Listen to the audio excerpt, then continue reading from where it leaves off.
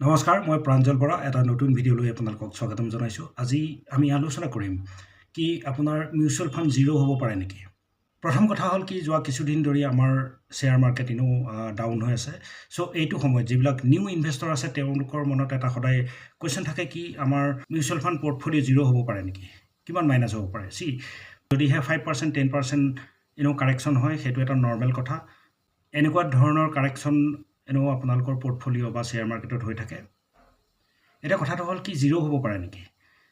আপোনালোকৰ mutual fund zero' হ'বলৈ হ'লে ফৰ এন এক্সাম্পল মই এটা এক্সাম্পল লৈ ল'ম যি কি যদিহে আপোনালোকে নিফটি 50ত ইনভেষ্ট কৰিছে, নিফটি 50ৰ কোনোবা এটা মিউচুৱেল ফাণ্ডত ইনভেষ্ট কৰিছে, তেতিয়াহ'লে জিৰ' হ'বলৈ হ'লে ভাৰতবৰ্ষৰ টপ 50টা কোম্পানী 1ৰ পৰা ধৰি লৈ 50 নম্বৰলৈকে যিকেইটা কোম্পানী আছে সেই আটাইকেইটা কোম্পানী জিৰ' হ'ব লাগিব, তেতিয়াহে আপোনালোকৰ মিউচুৱেল ফাণ্ড জিৰ' হ'ব। চ' এইটোৰ সম্ভাৱনা একেবাৰে নাকে বৰাবৰ, ই কেতিয়াও নহয়।